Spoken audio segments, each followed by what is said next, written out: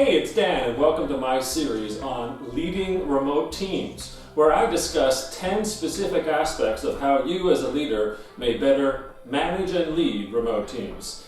In this episode, Remote Leadership 101, really the basics about how to lead remote teams. Now here's the fast fact.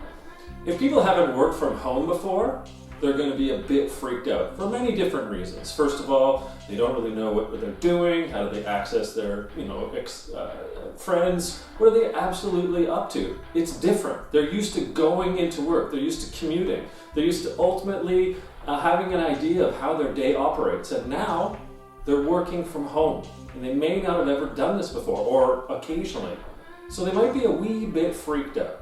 So some of my best, if you will, remote leadership 101 tips are real simple. First of all, there's got to be two-way trust.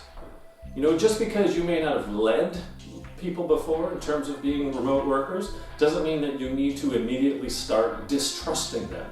They're still the same people that were going to work yesterday. Now they're just doing it from home. So what they need to see from you is trust. Trust them unequivocally.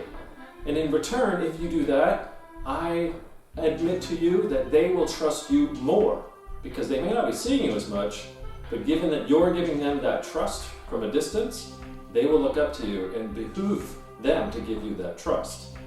Number two, as much as it seems weird, what I'd like you to think about is adding more frequent and informal, shorter type of check-ins with the team.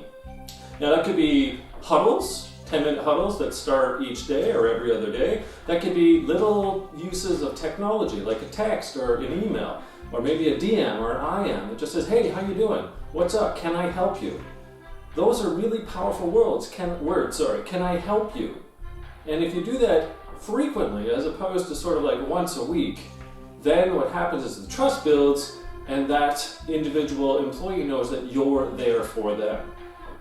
Number three, more than ever, we need to set clear expectations. And that is, what are the employees responsible for now that you won't be able to see them every kind of second in the hallway, at the office, at their desk, what have you.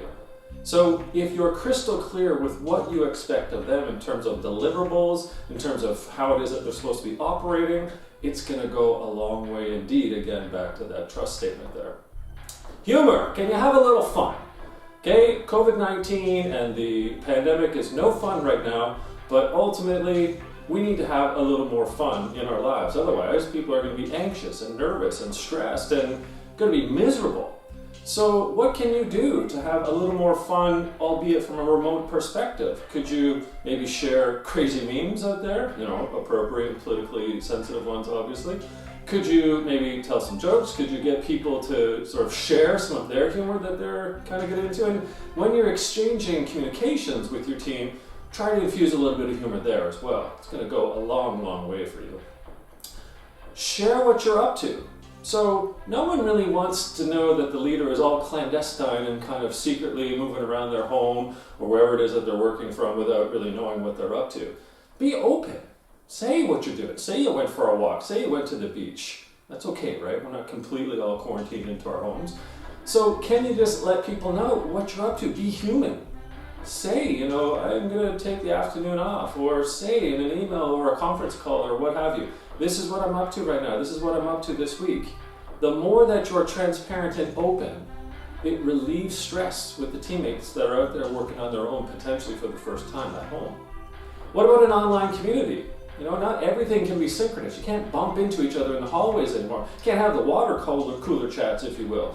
So what can you do to recreate some of those bumps in the elevators, up the stairwell, at the front desk, wherever it is your office is set up? Can you recreate those? So could you ultimately use tech as a friend, right? In one of these sessions I talk a little more in depth about technology, but what type of collaboration platforms or community platforms could you use in order to allow people to collaborate, to mingle, to have those collisions?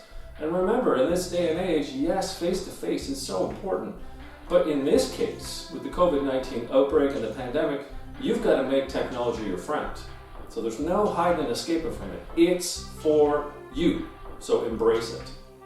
And then lastly, don't freak out. Things are going to go sideways, things are going to be broken.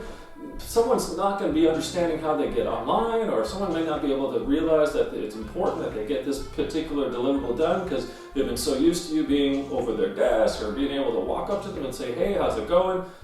All of it's different now. Your team is dispersed. You've been used to being face-to-face, or maybe a couple times a week some people might go away. Now it's all the time. So you can't freak out as a leader when things go sideways. They will.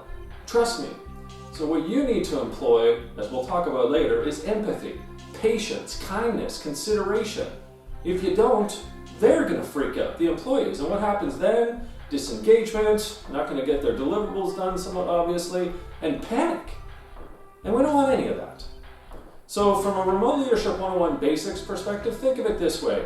Imagine you're virtually building a house together. You need everyone. And yes, you are the architect, you're the tradesperson, you're the general contractor, you're that as the leader. But you need all of these people to help you build that house or that barn. If you're not poetically allowing yourself to be a different type of leader, that is someone who's distant from space perspective, but technologically and virtually present, this virtual house is never going to get built. So I hope you enjoyed some of these 101 tips, more in the series called Leading Remote Teams with me, Dan Pontefract.